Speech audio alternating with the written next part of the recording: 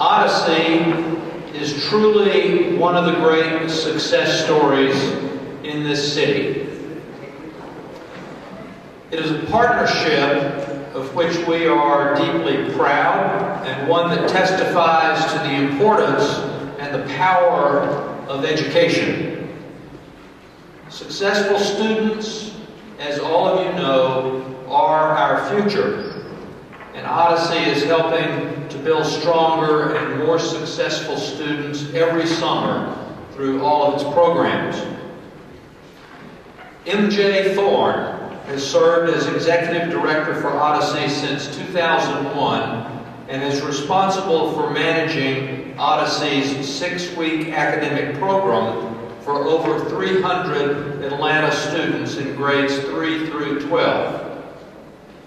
Her previous professional experience includes serving as Southeast Regional Director for EarthShare, as Development Manager for Atlanta's Woodruff Arts Center, and as an AT&T Account Executive. MJ is a Westminster graduate and has a BA in History and an MA in Marketing from the University of North Carolina at Chapel Hill. Please join me in welcoming M.J. Thorne to the podium, and again, welcome to all of you.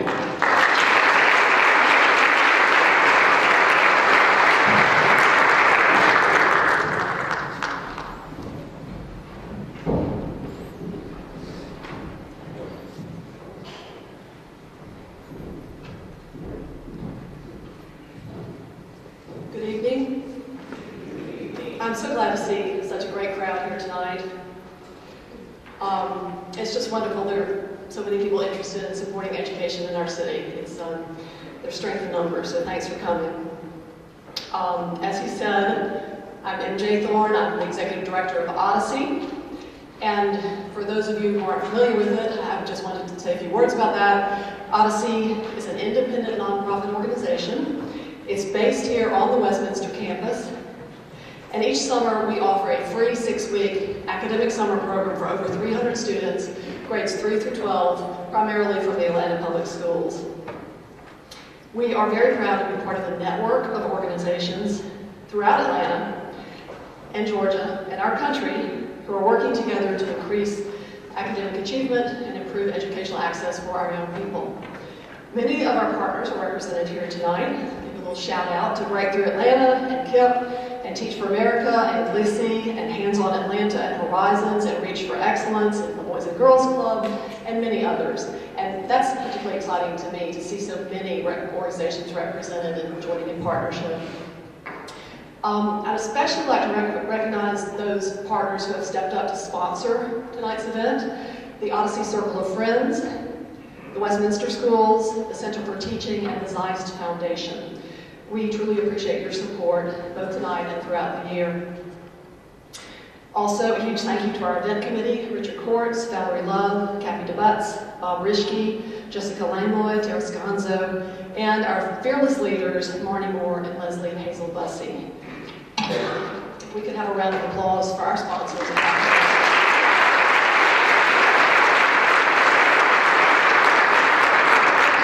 Okay, before I introduce our special guests, I just want to kind of go over the flow of events for the evening so everybody know what to expect.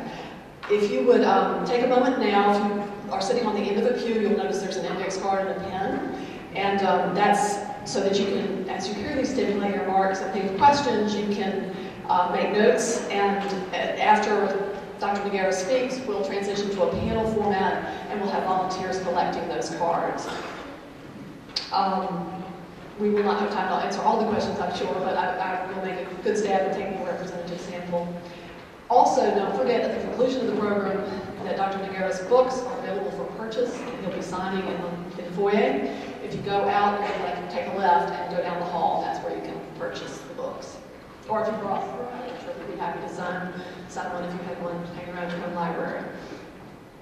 Okay, so why connected community? Why broader and bolder? And why transforming?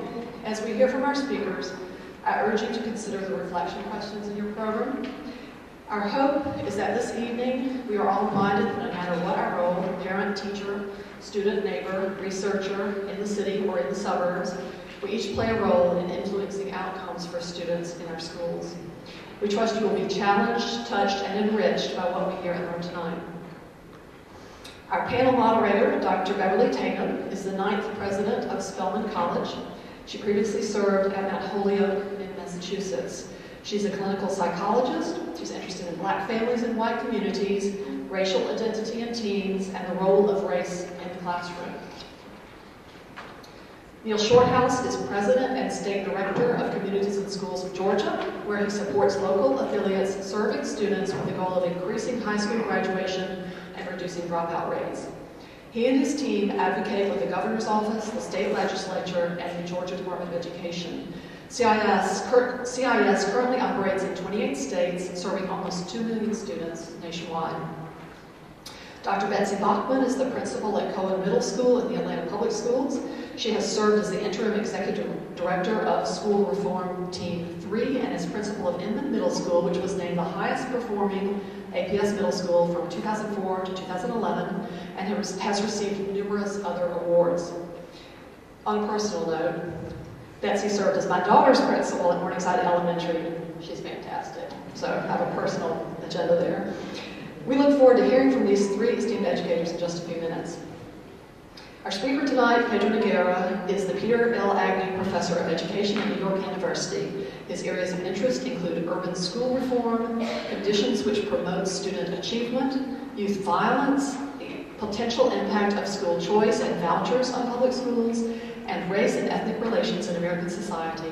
Dr. Noguera appears as a regular commentator on educational issues on CNN, National Public Radio, and other media outlets. Please join me in welcoming Pedro Noguera.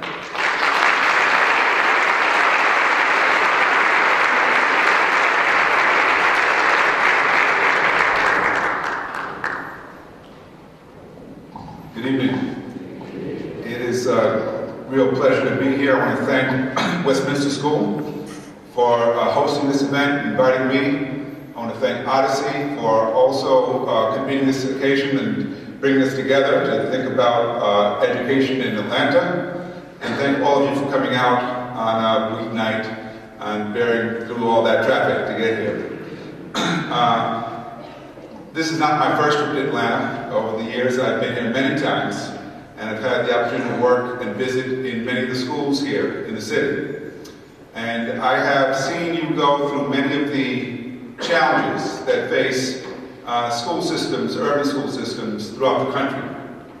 I want to reflect on some of those challenges today and ask why it is that despite all of our efforts at reform, we continue to have so many children who are not well served by our schools. I was in meetings today and learned that the four-year graduation rate in Atlanta is still only 52%. If you think about what that means, that nearly half of the children who enter the system will not graduate within 4 years of high school, it's a devastating statistic.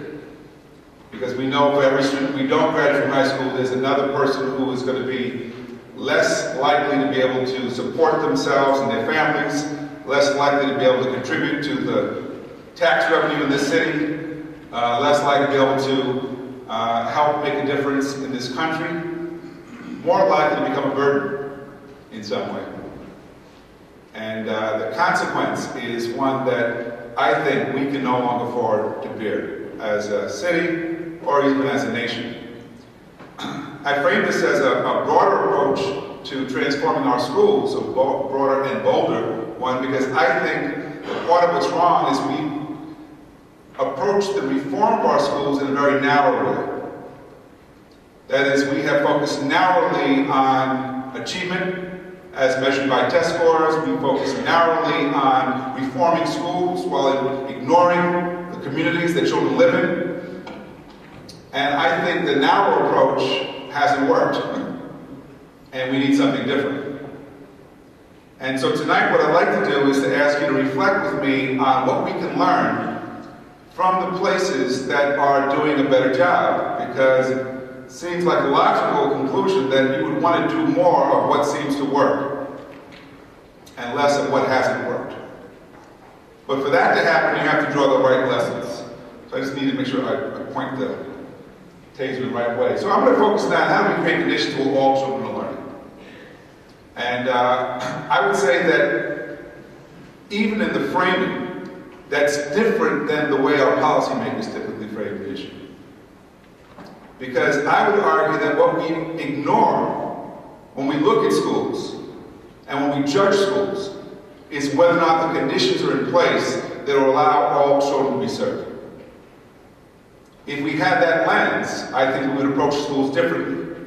We would cease to believe, for example, that pressure alone will improve schools, much less humiliation. But I would argue right now that pressure and humiliation are the primary strategies we use to improve schools, while completely ignoring the conditions under which students learn and teachers teach. We've had a generation of reforms aimed at focused on closing the achievement gap. And the data suggests the gap's not closing. It's growing wider. And it is still highly predictable. We've known, even before we started this journey, that the strongest predictor for how well a child would do in school was actually family income.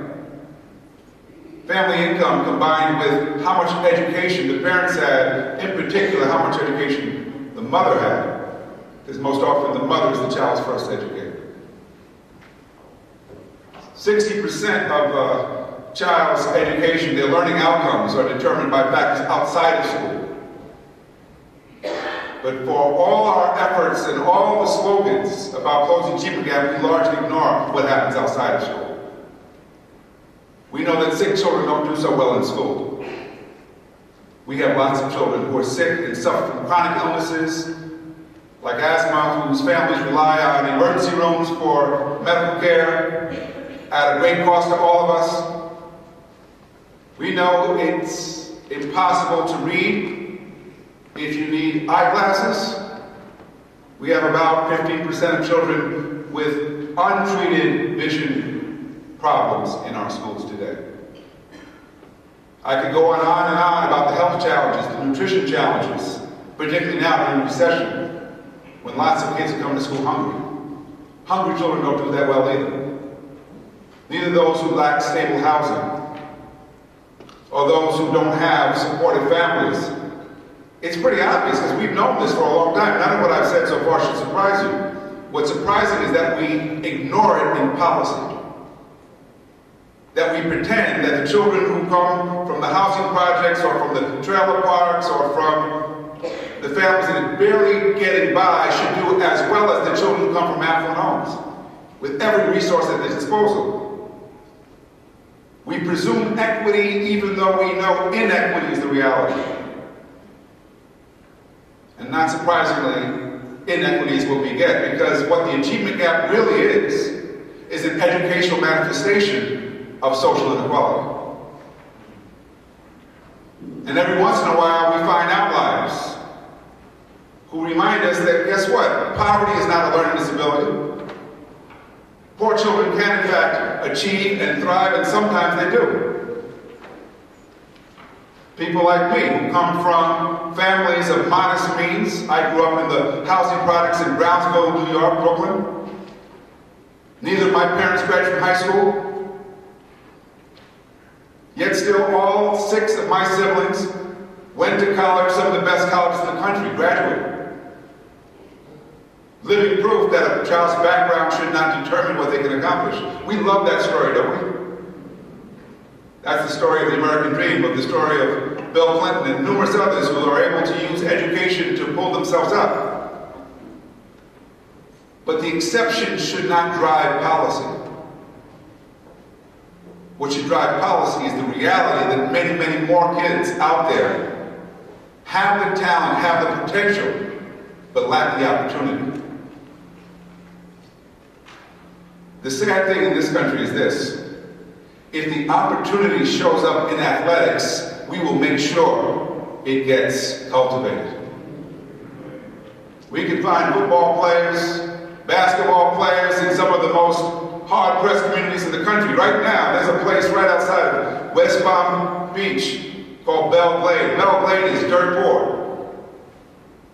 Most people don't have indoor plumbing, high illiteracy, high unemployment, but it has produced more professional football players than any community in this country for the last 20 years. Some people say it's because the grass is so high. You have to run through that grass so it makes you faster. I say it's because we love football. We love football so much that we make sure 1 year after Katrina, the Saints were up and running. Several years after Katrina, there are still children not in school in New Orleans. We love football more than we love education. Now that might seem harsh, but what else can you conclude? What else can you conclude when we have a slogan called "No Child Left Behind" that still leaves so many children behind? And when you trace the slogan and its origins, you realize that that slogan came from the Children's Defense Fund. But when Mary Wright Edelman came up with the slogan, "Leave no child behind," she didn't mean, let's test the kids as frequently as possible. She had something else in mind, like attending to nutrition and health, and all the other indicators of child well-being, which too often are ignored. So I would argue that if we were serious about closing the achievement gap, we would take a very different approach than we do now. An approach that looks at the whole child. Their social, their emotional, their psychological, and their intellectual development. But right now, we focus very narrowly on achievement, as measured by test scores. And I would say that's part of the problem. We have not learned from our reforms. We've been reforming schools now in this country for a long time and at great expense, both public and private dollars. You know that in Atlanta, because you've spent a lot here. And we know that every time we get a new superintendent, we will get more reforms, won't we? Get a new governor, more reforms. Get a new mayor, get a new superintendent, get a new principal. Because everyone thinks they know how to fix the schools. But more often than not, what they really focus on is a fad, a gimmick, a trick, that they think if we just do this, they will tell you, if we just do more of this, it will solve the problem. Just do more phonics. Just do more technology. Just make the school small. The Gates Foundation spent almost $5 billion trying to make schools small in the hopes that that would make them better. They quietly stopped doing that after they realized it wasn't working. It takes more than being small to be better. They actually have to focus on teaching and learning too. Too often we do reforms to schools, not with the educators in the schools. The people who actually have to character work. Far too often we don't even evaluate what we've done to ask, did it work, did it make a difference? And way too often we completely overlook the culture of the school. Attitudes, beliefs, expectations, relationships. I already said poverty is not a learning disability.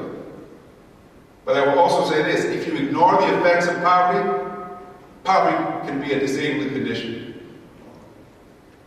I would also say that President George Bush had it right. In too many schools, there is a soft bigotry of low expectations at work.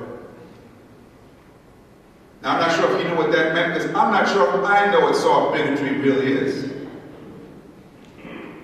But I do know this, that in many schools, failure is normalized. And a complacency surrounds the school. Because we've gotten so accustomed to certain children not learning, that what seeps in is the belief that something is wrong with those children, or their families. And whenever you find that to be the case, that to be the prevailing sentiment, the prevailing rationalization for why children are not learning, you can be sure the children won't learn.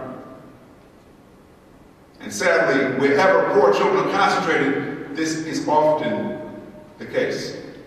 And that's not simply an urban issue, that's a rural issue too.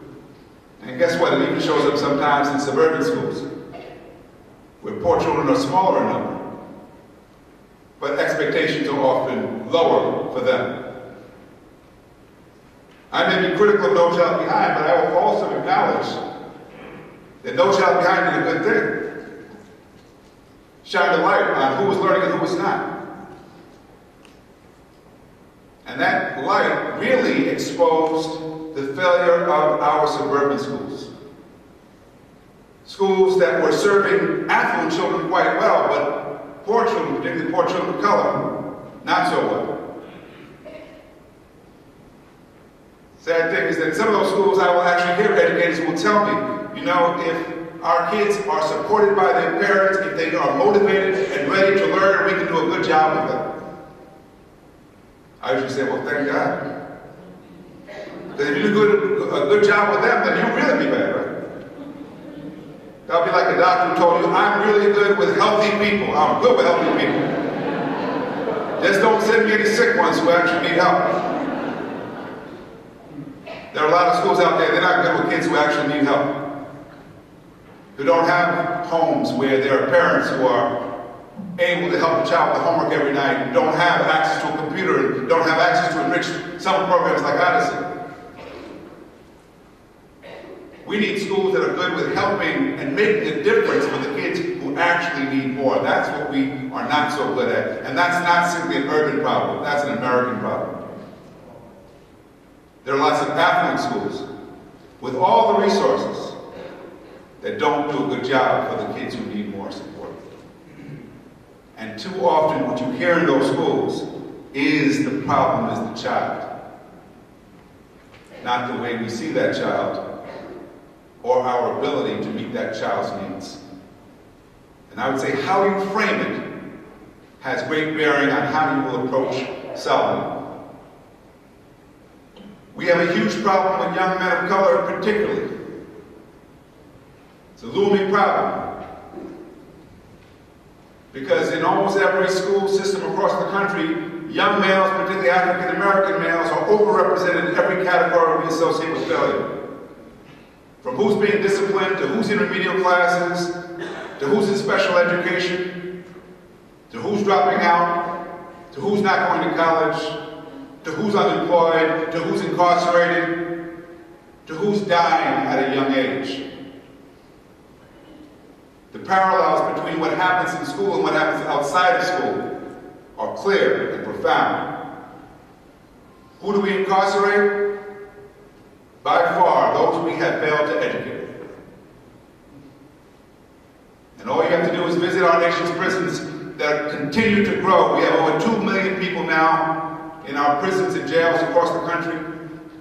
And everyone knows every dollar we spend on incarceration is a dollar we don't have for education, for health, or for any of our other pressing needs. We are warehousing lots of people that we never, ever even gave a chance. And let me be clear, I'm not a bleeding heart about this. I work at Rikers Island right now with a program. We work with young men behind bars. And I know very well many of them committed real crimes, made bad choices, bad decisions. I was asked to speak at a graduation ceremony for several of them who had just completed their GED. I was told before I got there, they said, we want you to say something tonight that will inspire these young men. So I spent weeks thinking, what can I possibly say that will inspire them? So I said, well, I'm going to have to say something that will provoke them. So I got before them, and it was a group of about 300 young men, not happy to see me because they thought they could hear a long, boring lecture from this professor from NYU. And I said, there is a conspiracy to keep you here. So there are politicians who have built their careers on locking people like you up. There are towns in upstate New York that are dependent on their prisons for jobs.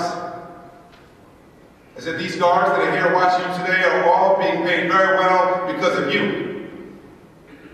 And the guards start getting uneasy, like, who invited this guy? I said, my question to you today is this: are you part of the conspiracy too? Some of them looked around like, what is this guy talking about? I said, because this whole system is based on you making mistakes, and 2/3 of you will be back here in less than 2 years. Because that's what the data shows. Well, that set off a lively debate. A number of them said they were set up in the first place, they shouldn't be here. Another one said he had a bad lawyer. Another one said he talked about his plans when he got out, and I was happy with the exchange, and happy that I did get their attention.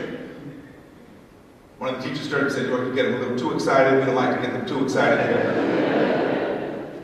So we had to bring it to a close. And on the way out, the teacher said, "I want you to talk to this young man, because he is really talented at math. He just has a mind for math, and if he got his GED, he could get to community college when he gets out, and he could have a career as an engineer or something." She encouraged him. So I went to go shake his hand, and he says like this to me, he says, "I'm a Crip for life." And he walks out. And it made me remember that it takes more than one engagement, one challenge to change a mindset that's been cultivated over years. A mindset which leads to young people seeing prison as a rite of passage into adulthood. This is a huge problem facing our country. Neither candidate in this presidential election talks about this crisis, do they? It's taboo. It's accepted that we will continue to incarcerate more people than any country in the world at any time in history. At what cost to us? So I would say that we've got to find a different approach to what we're doing, because the approach that we're on now is not sustainable. It's highly problematic for lots of individuals, but also their families. Think about all the children whose parents are incarcerated now, and how that impacts their development, their sense of what's possible. So we need a different approach, and part of what we've got to do is understand that what's wrong in too many cases is that the desire to learn in children has not been cultivated early. Particularly when it comes to educating poor children, I would say all children. If there's no sense of hope, if there's no inspiration, if there's no belief that through education I can transform my life, I can help my family, I can help others around me, that it doesn't happen. And I would say that too often our schools, rather than cultivating that desire to learn, it actually does the opposite. You ever see something? I don't know what that was. Most 5-year-olds you meet are excited about going to school.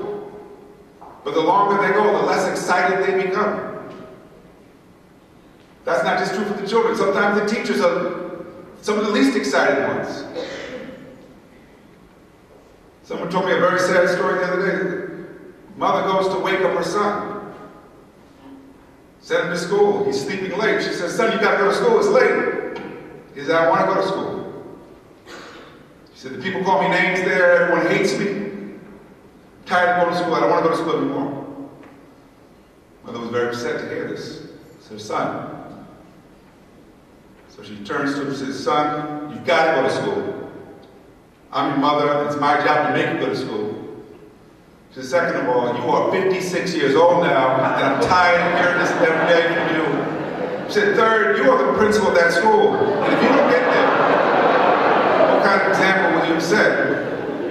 I thought, how sad that first he's living with his mother still, but second, that sometimes even the principals don't love it either, because something about the way we're doing school just isn't working for lots of people.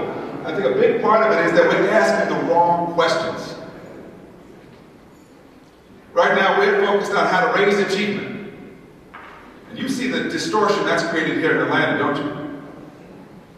Teachers and principals who cheat on tests to raise scores, a curriculum that gets narrowed so that anything that's not on the test is not being taught. We're using testing as a weapon, when we should be using testing as a tool. A tool to diagnose learning needs, a way to monitor progress, so we give children more of what they need and give schools more of what they need. Instead of focusing on how to raise test scores, we should be focusing on how to get kids excited about learning. Think about that question for a moment. What that empowers a teacher to do, if that teacher knows how to get children excited about learning. Visiting a school in Baltimore for first graders, classroom for first graders where they're using science to drive the literacy. development in the schools, and the teacher decides the way she's going to get her kids excited about learning is to bring a hermit crab to class. She got everybody's attention. Because the kids have never seen a hermit crab before, so they want to know, what does he eat? Where did he get that house from? Where does he live? They find out he lives in the harbor they see every single day. There are no distractions, there are no discipline problems, because everyone's focused on the crab. And now, after a long discussion about the crab, his habitat, his habits, now they're ready to write about the crab. They're ready to draw pictures about the crab because she's found a way to entice them to want to learn. Some of our teachers get it and are doing it right now. They understand it's not about preparing kids for a test. It's about preparing them for life. It's about focusing on real evidence of learning, not simply the test scores, but making sure they actually have a strong command over the content and of the skills that they're going to need to be able to carry on into whatever they do next. And those are the teachers who understand that teaching is both art and skill. And the art is what makes it so powerful, because that allows us to draw upon our creative talents, to engage young people, to motivate young people, to get them to try things that they would have never thought possible. Read Paul Tuff's new book, How Children Succeed. Paul does a great job of mining the recent research in neuroscience on learning, and what he finds is that what's more predictive of adult success is not test scores or even IQ or SAT, it is character traits, like persistence, and what we're calling grit now, like social and emotional intelligence, like self-regulation. How do we cultivate those character traits in children? How do we make sure that our children are not focused on trying to pass, but trying to master the material? In so many schools, we don't even show our children what excellence looks like.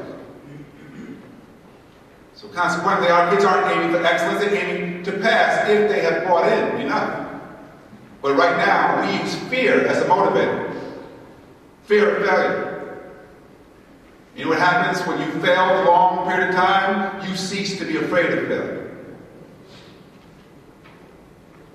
We should be using hope. We should be building upon that intrinsic desire to learn that every child has. As we teach kids who are learning all the time, I tell teachers all the time, you are teaching children who have memorized the lyrics to hundreds of songs. You know, it tells you they have the capacity to retain information. The problem is that in too many schools we expect the children to learn the way we teach. In the best schools, they are teaching the way our children learn. In the best schools, instead of focused on how do we hold the teachers accountable, let's say everyone's got to be accountable. Students have to be accountable. Their parents have to be accountable. They do. Otherwise, we can't do it without the parents. They've got to reinforce and support the learning that goes on in school, but principals got to be accountable, the superintendent's got to be accountable, the governor's got to be accountable.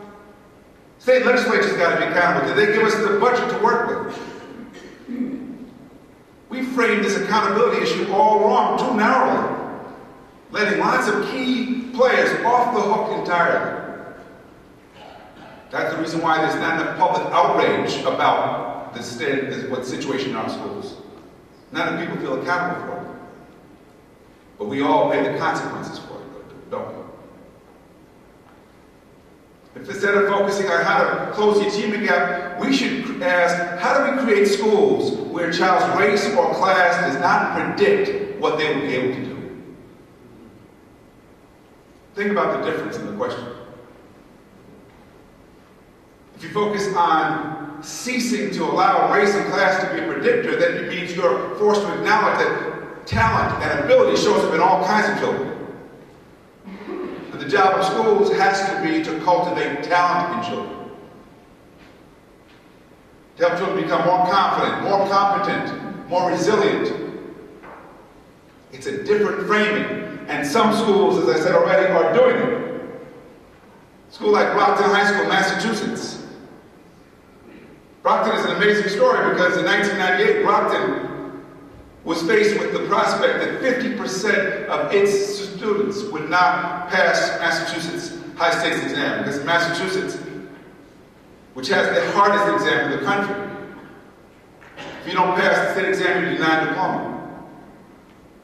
And teachers knew that too many of their kids lacked the literacy skills to pass that exam, because they were coming into high school reading at the 3rd or 4th grade level. So a group of veteran teachers got together, and they decided with the principal the only way their children would be ready to pass that exam, when it was administered in 2002, he said every teacher became a teacher of literacy. Science teachers, math teachers, art teachers, PE teachers, everyone would have to teach reading and writing. And they'd have to reinforce it, and they'd have to be trained. And so the teachers were trained in a heavily unionized state, in a heavily unionized school. Teachers stayed after school, came in on Saturdays for extra training. No one got paid extra. In 2002, when the test was administered, 80% of the students passed. In 2006, 95% of the students passed. In 2012, 1/3 of their seniors qualified for the Adams Scholarship. Look at the picture. 1/3 of those students are African American, the other 1/3 Hispanic, the other 1/3 white students from low-income backgrounds, because all the kids at Brockton High School are from low-income backgrounds. Brockton High School is the largest school in the state of Massachusetts, over 4,000 students. Why are we learning from schools like Brockton? They realized test preparation was not the solution to their challenges. They actually had to teach the kids to read. And they had to do more than they actually had to get them to come to love reading, which is a different goal, isn't it? Because then it's not about force-feeding kids, it's actually about engaging, enticing them, so that they will read not only when there's a test, they will read in the summer, they will read at the night, they will read even when school is out. My father, who did not graduate from high school, told me a long time ago, you get a free education with a library card. Think about that. How many of our kids believe that? How many adults believe that? That's why libraries are closing around the country right now. Underutilization. Brockton High School and schools like it, schools like Hillcrest High School in Queens, over 3,000 kids, extremely diverse. It's like United Nations in there. Over 90% graduate. I was there last May, just before their academic Olympics. Schools divided up into 9 learning communities, and they compete with each other in math and science, robotics and chess, and a whole array of activities. And you'd have think that it was the real Olympics, because this competition is intense. And over again, as I interviewed kids and asked them, what is special about being in the school? They told me, this feels like family. The people I care about are here. We are all supporting each other to do our very best. Why don't we use schools like Hillcrest as an example? Why don't we use schools like School of the Future? My daughter went to School of the Future in Manhattan, a public high school. They believe that the standardized tests aren't good enough, so they require every student in every grade to do an exhibition. And the student must work on that exhibition with a teacher over the course of the entire year. And they get it at School of the Future that the real learning occurs not in the submission, but in the revision. Because it is in revising and resubmitting that you finally understand what it means to get it right. And so as a 9th grader, she decided to do her exhibition on the Peruvian and the Roman empires. And she had to explain how these empires rose, why they eventually collapsed. She had to understand their economies, their political systems, their religious and cultural systems. She had to have a strong thesis statement. She had to have multiple resources. By the end of the year, she produces a 25-page research paper. And then she has to present that paper to teachers, students, and parents. They say it's not good enough to turn it in. Now you have to tell us and teach us what you've learned. I think if you could write a 25-page paper as a 9th grader, you'll probably be ready for college come 12th grade graduation. now, we have kids who are passing state exams, who are going to college who have to take remedial courses. Because they're not really prepared for college, particularly not in writing. And the school of the future, it's not just students like my daughter who have to take that. Special ed students do it. So do English language learners. Every child in the school has the same standard. But they make the standards accessible with lots of support. It's not good enough to merely raise the standards, is it? Unless you find ways to also provide the support to help our children get there. Again, one of the things about education that our policymakers don't understand. We need to focus much more on the culture of the schools, because all the schools I would describe, a school like PS 138 in the Bronx, found out that 138 was a high-performing school. I said, I got to see this. Because PS 138 is located at Willis Avenue in the South Bronx. A neighborhood much more known for drug dealing, for crime, for violence, for gangs. It was part of the Bronx that burned in the 1970s. It burned because lots of landlords were burning their property to collect the insurance rather than fixing it up, so it looked like a war zone. Now the burned out buildings have been torn down, so lots of vacant lots, but the kids from 138 come from the housing projects, Willis Avenue housing project right across the street. So the school is still there. And those are the housing projects my grandmother lived in for over 20 years. So when I heard there was a high-performing school in that neighborhood, I said, I have to see it for myself. So I get to the school and I'm greeted by a 4th grade girl. She said, I'm a tour guide. And the first thing she shows me are all the awards and the articles that have been written about the school that are on the wall and a display case. Very impressive. Takes me to the library with its comfortable seating and explains that there's an ongoing competition at the school for which classroom reads the most books. I said, what do they win? She said, they get a pizza party at the end of the month. And she explained they read whole books, not excerpts from books. Because they believe that it's good literature that will nurture readers. Took me to the computer lab where kids are doing desktop publishing and showed me some of the papers they've written. Showed me the work on the walls, and the walls are covered in art and student work. So I said, well, this is a beautiful place. It must be a great place to go to school. She said, well, let me show you the best part. So let's go upstairs.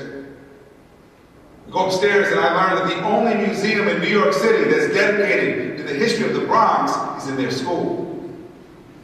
There's a museum in the school, but it's not locked away in a classroom. It's in the hallways. The first thing you see is a picture of the Bronx family, a German family that owned a big farm, spelled their name with a K, not an X. See a picture of the Yankees from the 1920s when Babe Ruth and Lou Gehrig were on the same team. See a picture of Joe Louis when he fought Max Schmeling at Yankee Stadium. There's the first album by Donald Byrd, the jazz artist who came from that same neighborhood, and Willie Colon, one of his students. There's memorabilia on display. It's all within easy reach of children. Furniture, clothing, all kinds of things. So I turned to the little girl and I asked her, aren't you worried? Aren't they worried that the kids in this school might damage some of this, might take it? And the little girl looks at me like I'm some kind of sicko.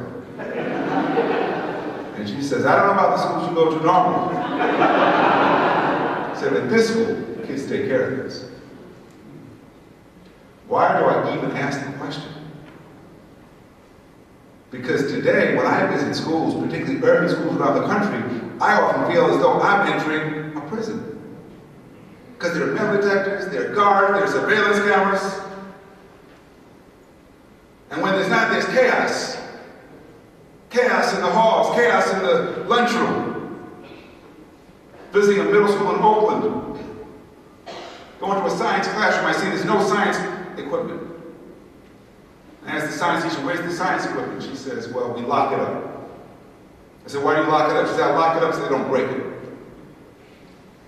And then I said, well, will they ever get to use the science equipment? She says, occasionally when they're well behaved, I will let them use the science equipment. And I can tell by the way she said that didn't happen too often. She reminded me of one of those people, you ever go to someone's house and their furniture's covered? They're waiting for a special guest to come. And you know, if you come and it's still covered, you're not that guest, right? You're not going to see the furniture today. The children of 138 are treated like special guests each and every day. Why?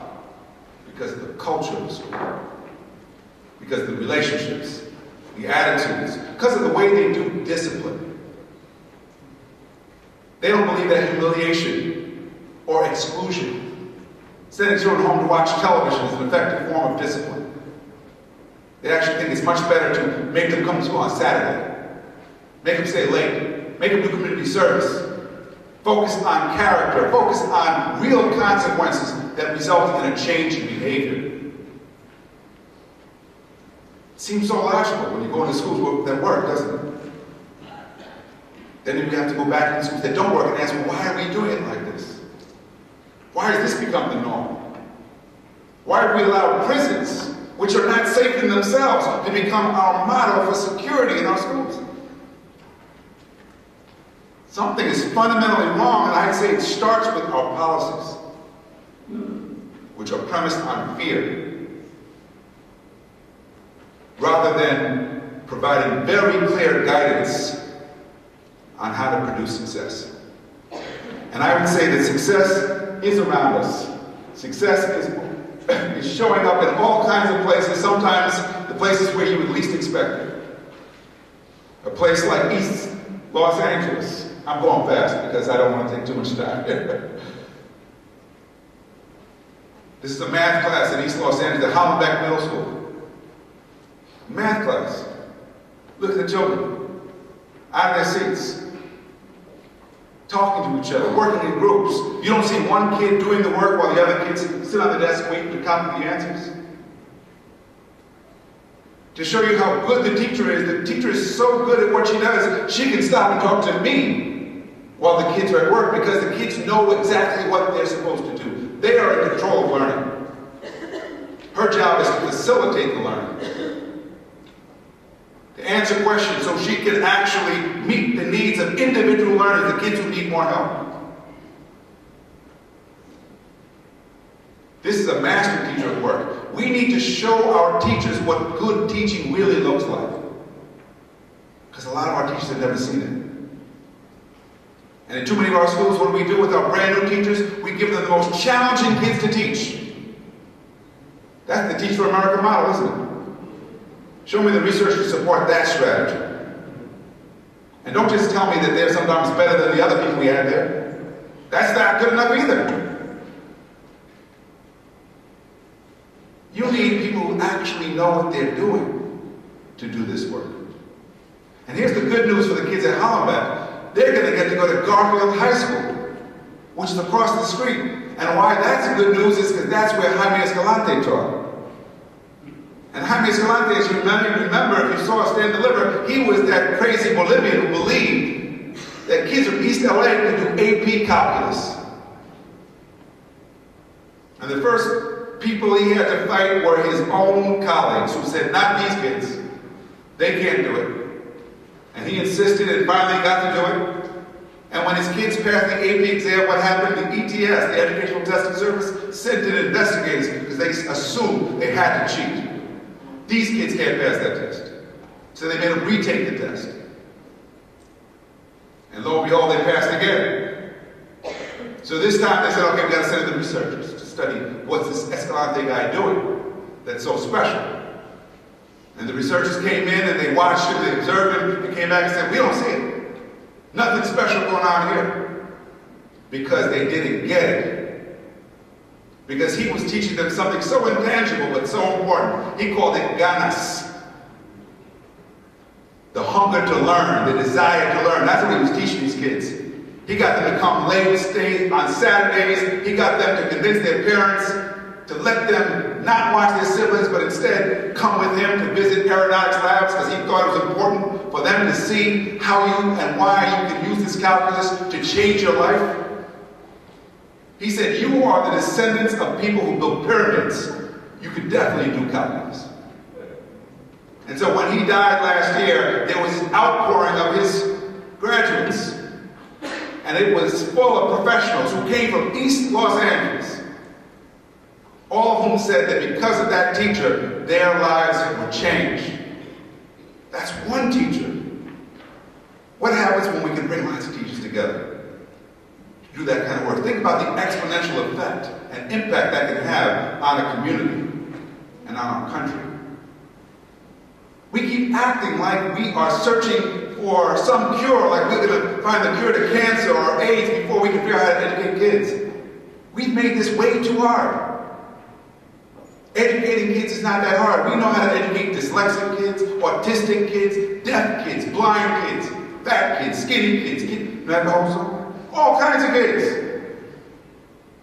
The problem is not the kids. The problem is the way we treat the kids. The problem is our inability to create the conditions that will allow a greater number of children to learn. That's the problem. That's the challenge here in Atlanta. You should be able to go into schools, asking yourself, are these the right conditions for learning that we've created right here? Are these children's needs being met? Is this teacher skilled enough? Does she have the resources, or he, to meet their needs? Does she even have a clue on how to engage, how to motivate? And if the answer is no, or maybe not, then that's what we've got to focus on. How to change those conditions. We keep searching for the gimmick, thinking that if we just do more testing. Now we don't want to just test the kid. Let's test the teacher. Let's judge the teachers by the kids' test scores.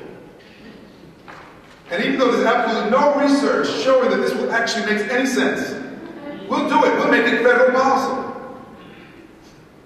So we keep going down a path that takes us further and further away from doing what actually makes sense. My bet is here at Westminster, this lovely school that we're in, they don't judge teachers by test scores. They probably would be concerned if young people graduating from the schools didn't get into great colleges, because they should. With an education like this, they should be well prepared for the next step. But the real challenge in a place like Westminster is to make sure that the teachers have the resources they need to meet the needs of these children. That's the question we should be asking at schools all over our country. Because too often when you go to the places where the children are not achieving, the schools that Arnie Duncan calls the dropout factories,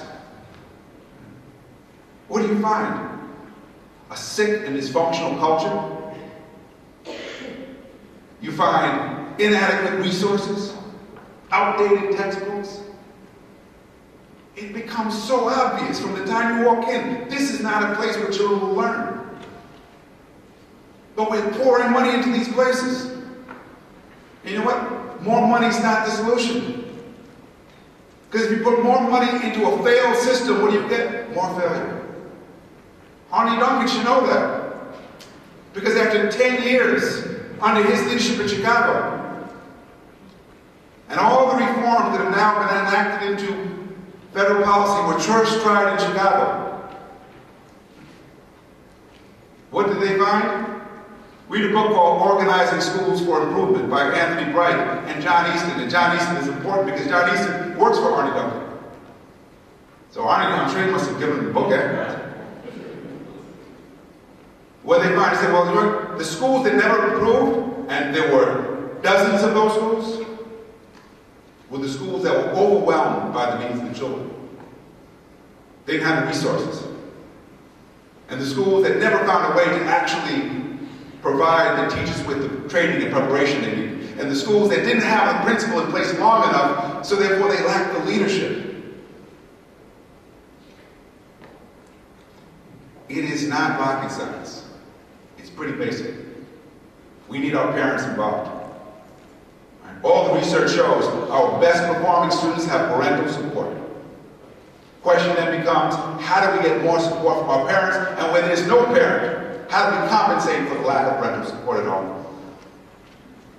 How do we make sure there's a mentor, some other service provider, a social worker, someone, because every child needs some adult who's looking out for them. Mount Haven Prep, school I work with in the Bronx, they decided that any child entering their school with a criminal record in 9th grade must have 2 mentors, not 1, 2 mentors.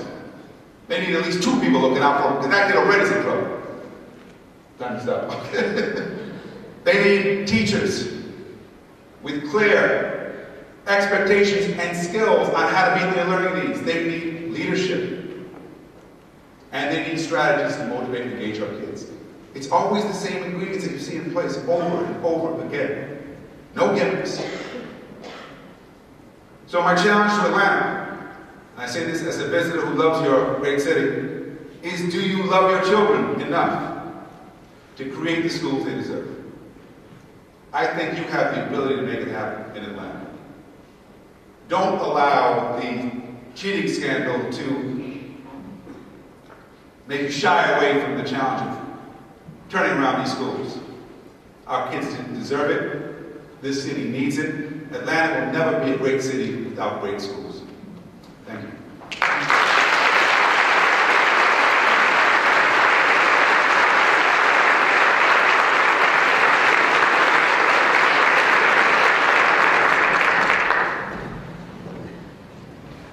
Well, I have to say, it pained me to kind of do this because he's so inspiring. Thank you so much.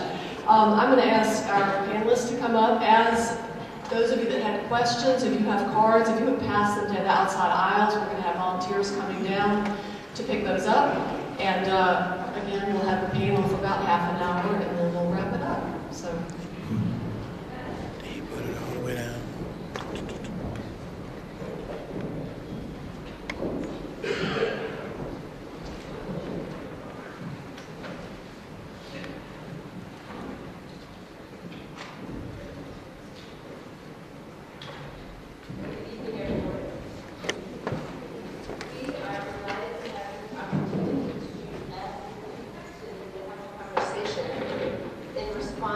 Talk we just heard Dr. Noguera give, and it's my great pleasure to moderate this conversation. And I want to start with the question you left us with, which is, do we love our children enough to make great schools? That's a very provocative question because, of course, everyone would say, of course we love our children, and yet we don't have great schools. So, is there a contradiction there? And I'm going to ask Betsy to talk about this from your perspective as a principal. You know, you've worked and been an award-winning principal and worked in schools. I'm sure some that you would say are great and maybe some not so great over the course of your career. Is it about loving the children enough? I think it's about loving the children, but it's about loving them enough to teach them in the way that they need to be taught. And for teachers to push themselves harder, for parents to push the schools harder. I think in my school where I am right now, Cohen Middle School, many parents are very happy with the school, they love the school, they love the teachers, but the achievement is very, very low. And I think that the expectations are very, very low of the school. From the teachers, from the community, from the parents. I think that the students deserve better, and students deserve higher expectations. So I think we have to love them enough to challenge them at a much higher level than we're doing now. We can't be content with a school that's low achieving just because we love the people that are in it. That's not good enough. It's not good enough for our future. It's not good enough for the children's future. So we have to love them in a different way than we're doing right now. I think that's a very interesting comment that you made, to love them in a different way, because sometimes my experience working in schools in various contexts prior to becoming president of Spelman was that sometimes the love was expressed by low expectations. You know, oh, poor Susie has a hard life. You know, her mother is a drug addict, her father's in prison, whatever the circumstances might be.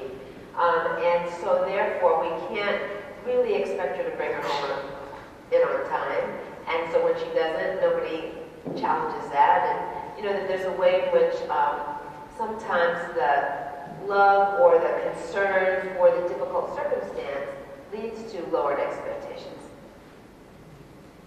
Have you seen that? I'm imagining you have. A lot. And because I think that sometimes the public will get the impression that the educators simply don't care or that they're lazy. And, you know, I'm just saying that I don't meet too many educators who say, you know, I just can't wait to get to school to see those kids today one more time. I think they're well-intentioned, but they're not clear on what they should be doing. And that's in part because teachers work in isolation from each other. They don't collaborate, and they don't get very clear guidance, as I said, on what good teaching really is. Neil, your focus in communities and schools is, the theme is connected communities. And so making those connections certainly is also about care for children, obviously. I'm wondering what your response is to this question. Well, I think, first of all, we need to look at the structure. I mean, kids respond to people, not to programs. And we've got to set up a structure which enables the response to people to be solid, and to be mature, and to be caring. But we also have a structural problem that prevents a lot of that from happening. You said isolation of teachers. But we have based the entire education system on good teaching and good governance and leadership, which doesn't work because it doesn't engage the community, and it doesn't allow the parents, or doesn't encourage the parents to be participants in this system. We've almost excluded the parents. Now, we say we like parent involvement, but we haven't built a customized response to enable the parents to really be our customers. So I think we leave them out of the equation. And then when we leave them out of the equation, we leave the most potent force that we have to create hope and change in children. And that's the mothers and fathers of our children. So I think until we figure out a way, and I think we know how to do this, it's just a matter of the will, as you said earlier. Ability to do something does not equal the will to do something. What we've got to transfer is our ability into will. For an example, in the Atlanta Public Schools, we have at least one police officer, I think, in every school in the city. That's about 85 schools. So we have bought the notion that a non-instructional agent in the school is valid. And I am by no means saying that we should not do that. But we need to have other people who are relationship agents, connectors. We've got to have people there in the schools that enable the kids to identify them, to identify with them, and discover that the school is a great place for them. We presuppose that these kids are going to want to love school and be a part of it. But for fully a third, maybe half of our children, you said 52% graduation rate, we have half of the kids that are not connecting with school. So I think we've got the structural problem that is preventing that from happening. We have teachers and we have administrators and we have leaders, but we don't have those agents of change that can connect kids to the enterprise of learning, connect them to love themselves, connect them to see hope for themselves, connect them to see a future. What I find very interesting about your comment is one would think that the teacher is the relational connector. I mean, that teaching is, by definition, a relational enterprise. Well, I say that, successful teachers love their subjects and their subjects. So, yes, but it's a big job. And if we are willing to put a policeman in the school because we are concerned about something that might go wrong, I think that we need to get another change agent in that school to ensure that something really goes right. And yes, I think teachers are critically important to this equation, but it's not enough for fully a third, maybe half of our children. I think we need to do more than that. And if we bought the notion of violence prevention, we need to buy the notion of relationship building. Pedro, in your experience with schools that work, one of the things you said is we don't learn enough from schools that work. Have you seen the kind of relationship agent, relationship building agent of the kind that Neil was talking about? Yeah, absolutely. And I would say that is a central focus of the school, is how to build those relationships. We've known for a long time the children who are least involved do least well. Right? So the kids who are involved in sports and music and theater are far better than the kids who are not involved. A big part of the reason for that is because of the relationships that are forged through those activities. The school I work with in Portland, Oregon, David Douglas High School, they require every student who enters the school to join a club. There are 100 clubs to choose from. You must join one. I asked the principal, or the assistant principal when I visited, I said, what happens when a student gets into a fight? They said, well, we assume right away that that's a student in distress, and that we require that child to join the wrestling team. We think they need to get that aggression out someplace. But our strategy is not merely for dealing with the aggression, it's for getting them on a club so that they will now be part of something, because they will get the reinforcement from their peers and from that coach. And it makes a difference. And the hardest thing, though, to teach a teacher is how to build relationships, particularly across differences of race and class and culture and language. So I don't want to minimize the challenge here, but I think that you're absolutely right. If we're going to invest in police officers, why not social workers? Why not people who are trained on how to understand children and how to nurture those relationships? Betsy, I know I'm about to receive some questions, but do you want to weigh in on this question of building relationships in school from your perspective as a principal? One of the things that I've noticed in looking at test scores for the school where I am in now, that the test scores are highest, student achievement is highest as measured by CRCT, with teachers that do have relationships. They don't have as many years of experience as some other teachers, but they definitely have the relationships. They know about the children. They can tell me all about their students. They can tell me about other students in the school, not just their own students. And they can tell me about hundreds of students. And they just have a way of knowing, a way of being with those students that's different, a way of connecting. They connect the subject matter to the children's lives very effortlessly. It's seamless. They're always giving examples. They just know the children at a deeper level. And the children flock to them, and the children learn, and it shows on the achievement. I think that point of connectivity is the #1 job of a school. For any enterprise where you're trying to get people to do something, you've got to enable them to connect to what the task is, or what the job is, or what the institution is. I mean, we've got, firstly, every parent in this environment of this building, this school here at Westminster Schools, understands the importance of connectivity. They are so involved, and they pay a lot of money, but that's only the beginning. They are dedicated in wanting to ensure that every child connects. If you don't have connectivity on the job, if you don't have the connectivity in any relationship, it isn't going to work. And to presuppose the connectivity is already there without making a special effort to ensure that it is living in a dream world. It's the fundamental job of the school to make sure that that child is connected.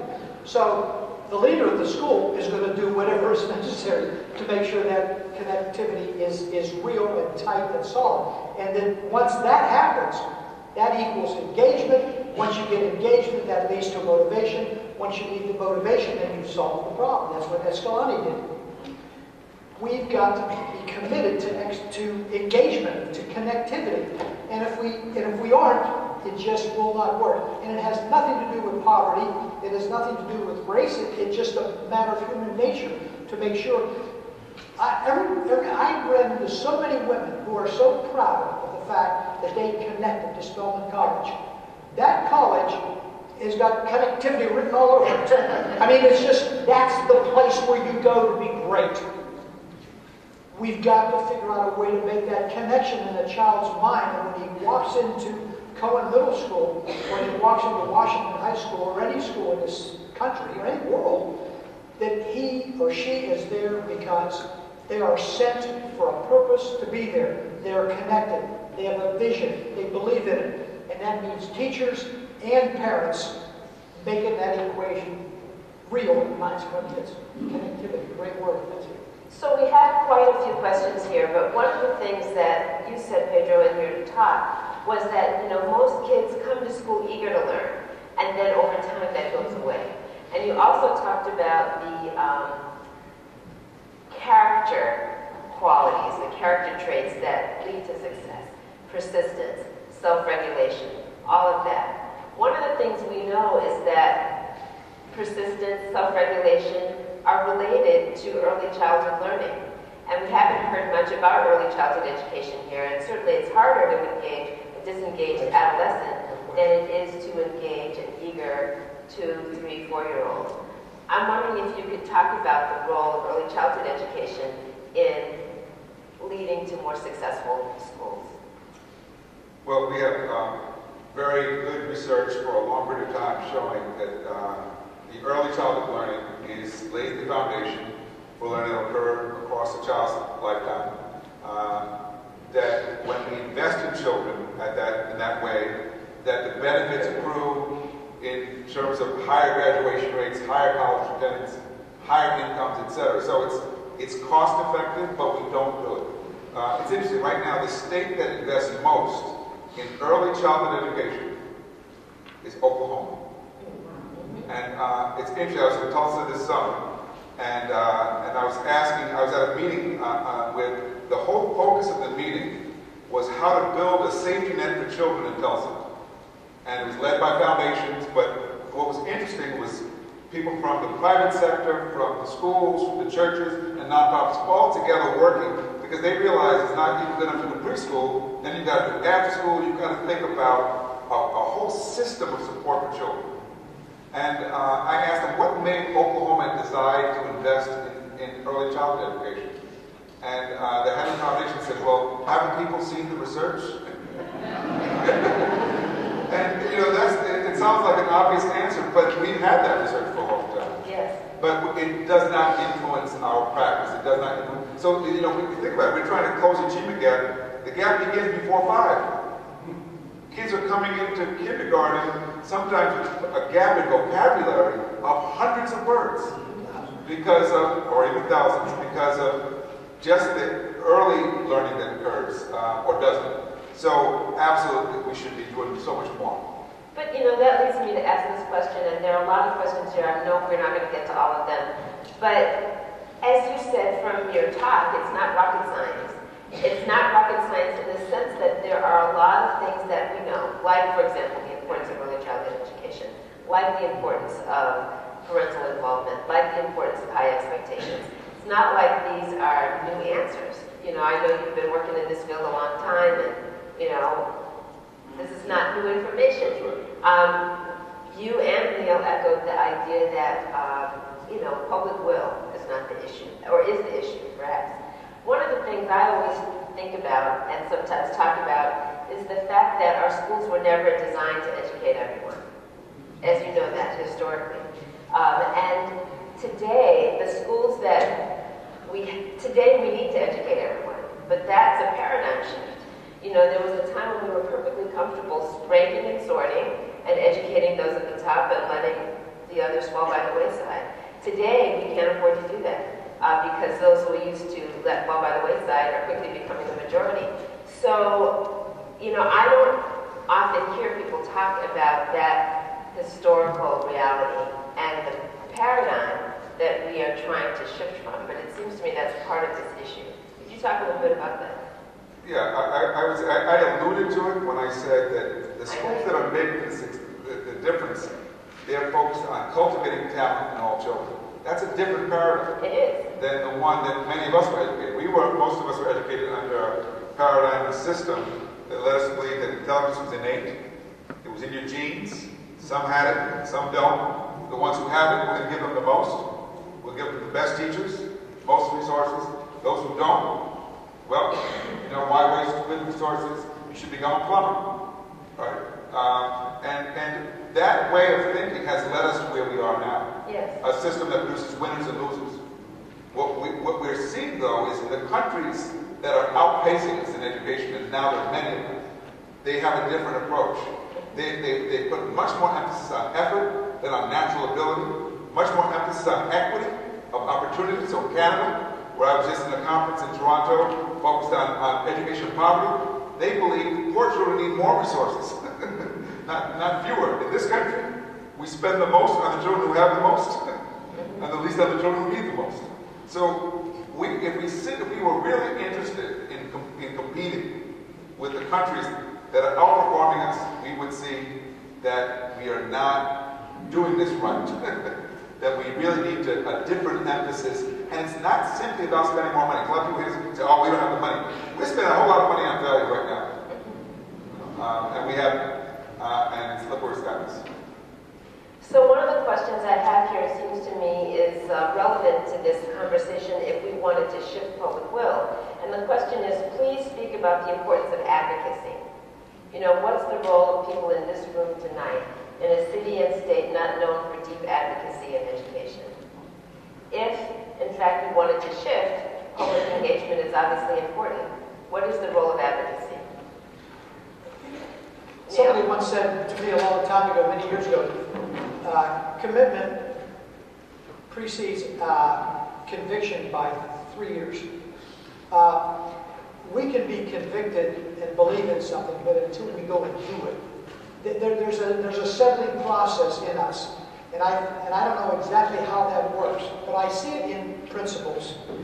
School principals. And by the way, a principal, that is not a position as much as it is a form of action, and that's where leadership is.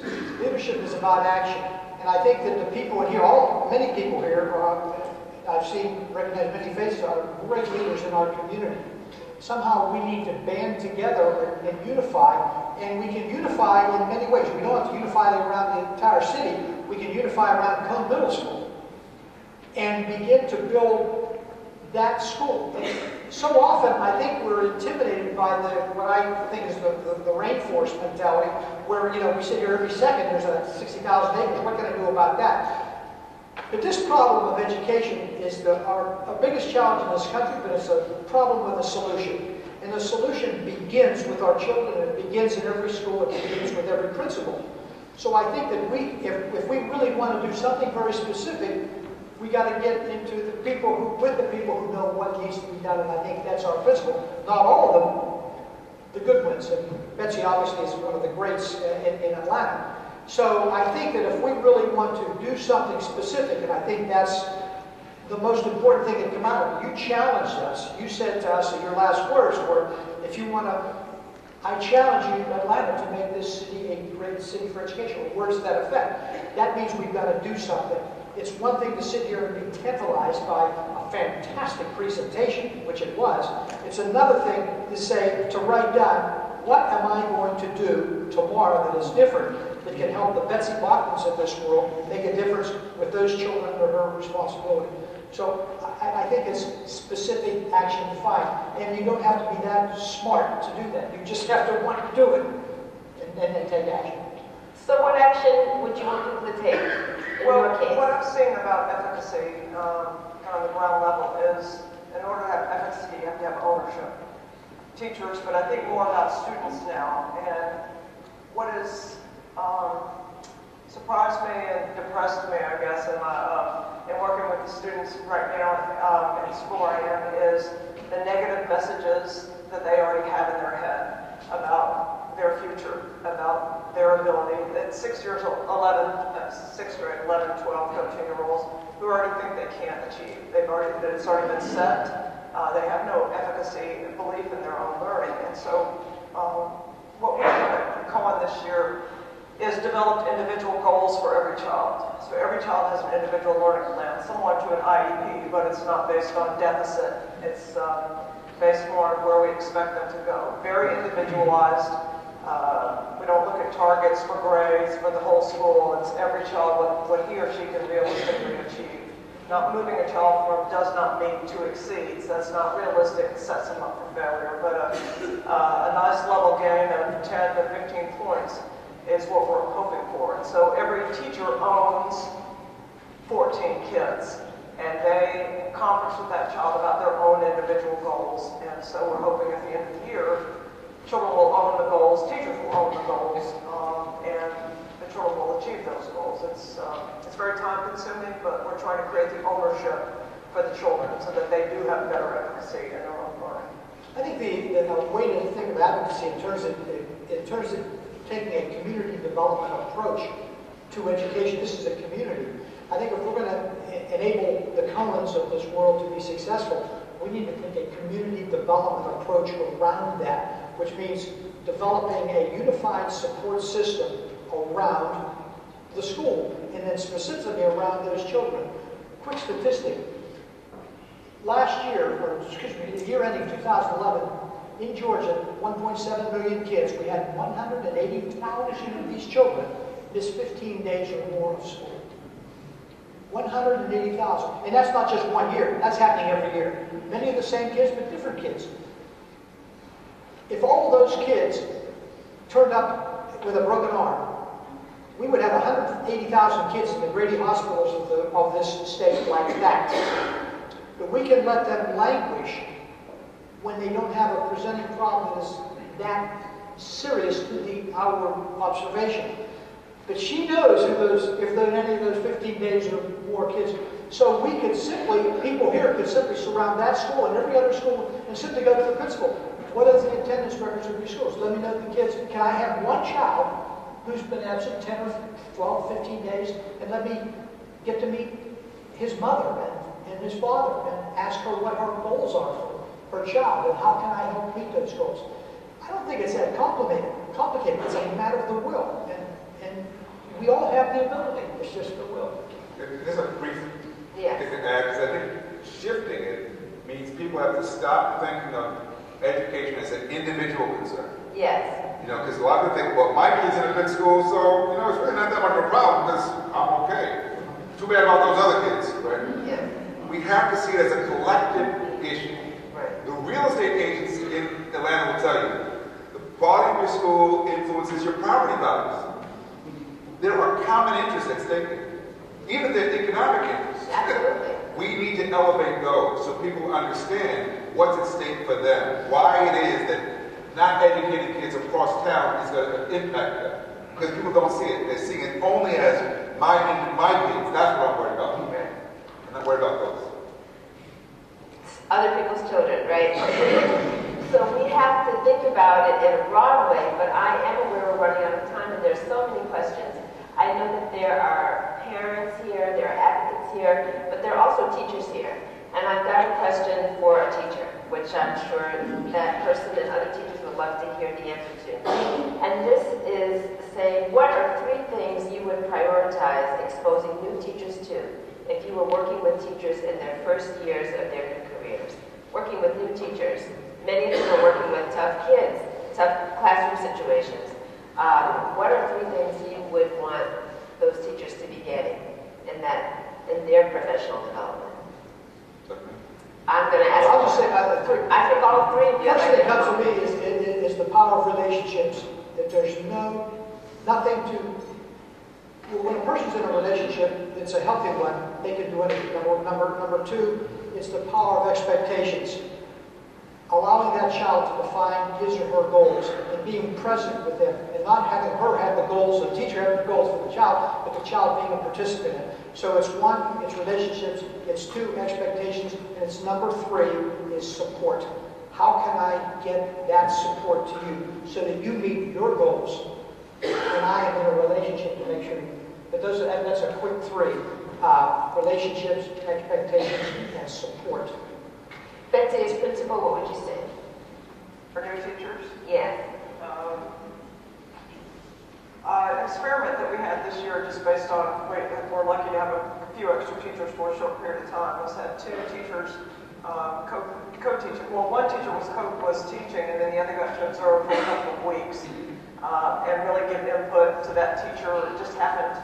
And then we split the classes. But that experience was invaluable for a new teacher, that he got to just be in the classroom and observe the students, not being so concerned about his teaching, or he just got to observe all that went on for 3 or 4 weeks. And new teachers don't get to have that experience. They're thrown into doing 400 things at one time.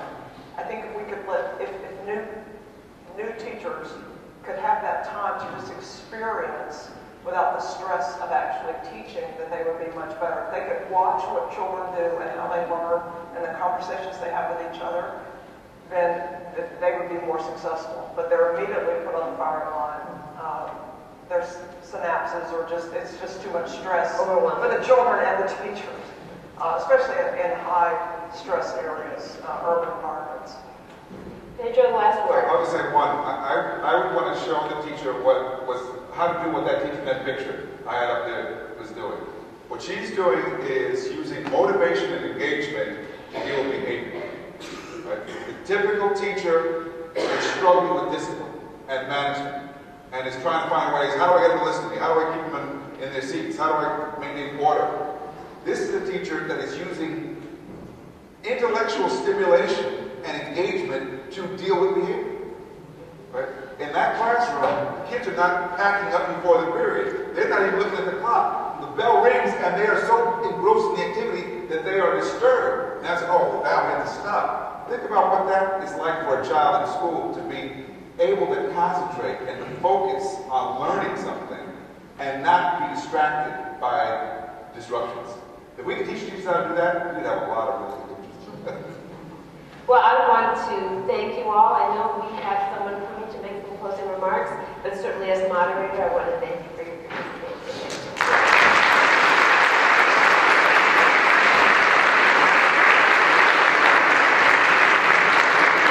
Thank you so much for that very interesting exchange. We are about to wrap up. I want to introduce someone who's going to make a few closing remarks. It's Dr. Yolanda Watson-Spiva. She is the Executive Director of Project Grad, who is one of our great partners. She is also on the Odyssey board, and she's just amazing. So welcome, Yolanda.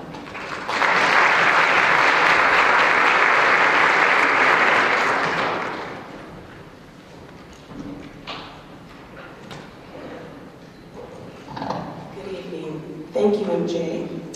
Please join me once again in thanking our esteemed panelists. We've had a wonderful engagement tonight.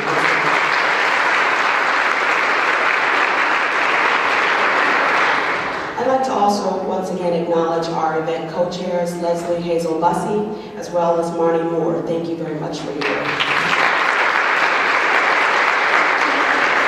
And on behalf of the Odyssey Board of Directors, I'd like to acknowledge and thank again our very, very generous sponsors, the Zeiss Foundation, the Odyssey Circle of Friends, the Westminster Schools, and the Center for Teaching. And as an additional reflection of their generosity, I'm pleased to announce to our panelists that each of your respective organizations, Spelman College, Communities and Schools of Georgia, and the Common Middle School PTSA will each receive a donation from our sponsors to your respective organizations. So again, thank them for their generosity.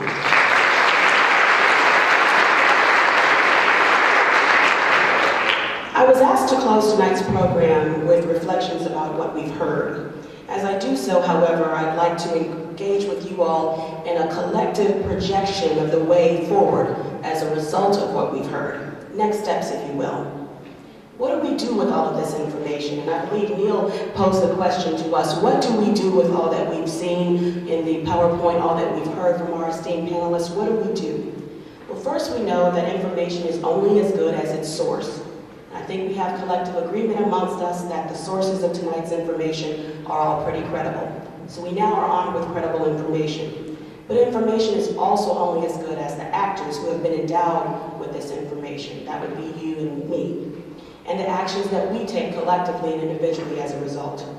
So as we reflect together upon the meaning of tonight's lecture and panel discussion, I think it's a little important for us to unpack the concept of connected communities. Connected community was not arbitrarily designated the title for this program. It was meant to serve as a clarion call for our action.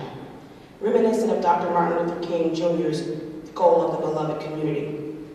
Underlying Dr. King's conception of the beloved community was his assumption that human existence is social in nature. The solidarity of the human family is a phrase he frequently used to express this idea. According to King, we are tied together in the single garment of destiny, caught in an inescapable network of mutuality. This was his way of asserting that reality is made up of structures that form an interrelated whole. In other words, that human beings are dependent upon one another, and we heard that discussed by our panel tonight.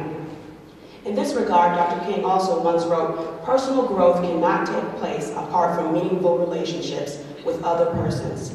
The I cannot attain fulfillment without the thou." This too is the premise behind the Connected Community program for tonight, and the connected community for which we strive in the city of Atlanta, and indeed in communities all over the world. To be connected, however, it takes effort, initiative, and most importantly, action. It means using our 3 Ps, our positions, our power, and our personhood to make a difference in the communities known and unknown to us. And what better examples of this notion than our esteemed panel of speakers tonight? We've seen and heard the ways in which Pedro Noguera, a renowned academician and activist, uses his 3 Ps to advance his scholarship and research focused on Black and Latino students, as well as the ways in which schools are influenced by social and economic conditions in the urban and other environments. We've heard from Beverly Tatum, who, while serving at the helm of a 131-year-old institution founded to educate African American women, uses her 3 Ps to remain connected to the community of women of color all over the world, like myself, who have made the choice to change the world by attending Spelman College. In 1971, when he co-founded Communities in Schools of Georgia, and for the 31 years since, Neil Shorthouse has utilized his position, his power, and his personhood to advocate and advance programs across the state of Georgia that empower students to stay in school and achieve in life. And Betsy Bachman, who served as an educator for many years at many schools, including Cohen, has used her 3 Ps to connect with the students, parents, and communities associated with the schools that she's been affiliated with. These individuals and their organization are indeed exemplars of connections to communities, local, regional, national, and global connections to communities large and small, tangible and virtual. But where do you and I fit into this equation? How can we use our individual and collective positions, power, and personhood to connect to the community of learners served by these organizations and others in Atlanta, throughout Georgia, across the nation, and throughout our ever-flattening world? I would venture to say that it will be our actions, particularly those which will ensue beyond this evening, that will serve as our litmus test for the connectedness of our community. With that said, and as a result of all that we've heard from our speakers tonight, I'd like to share with you 5 brief and tangible steps that I know we can individually and collectively implement, starting tonight, thanks to technology, to connect with our respective communities of residence, practice, or influence. First, we must expand our definition of community. Community is not always defined by legal or tangible boundaries, so our community connections are only limited by our mindset or lack of imagination.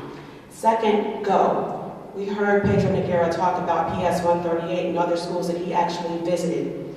We must physically go into communities, go into schools, go into organizations, and see what's happening or not happening for ourselves.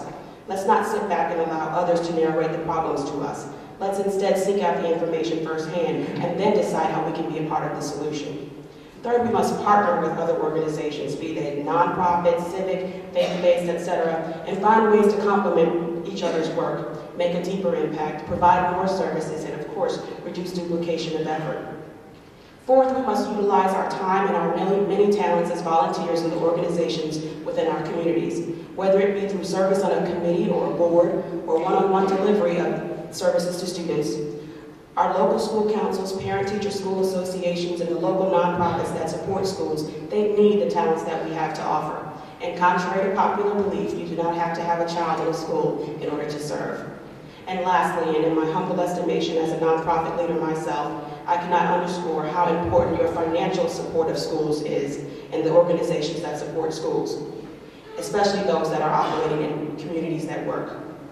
These programs that we all love and cherish all operate based on financial resources, and the unique partnerships that can happen and take place based on creativity and openness of mind they all typically happen because of the infusions of dollars. So we must make those sorts of donations. So I will close with this. In Dr. Martin Luther King's last book, he declared, "Our loyalties must transcend our race, our tribe, our class, and our nation." This was his vision for the beloved community. Let us leave here tonight, therefore, committed to achieving Dr. King's beloved community, right here in the city of his birth, and 44 years since his passing, connecting our positions, our power, and our personhood to create the community we want to leave for future generations. It has been, and it remains, our duty and our responsibility. Now let's go and get connected. Thank you.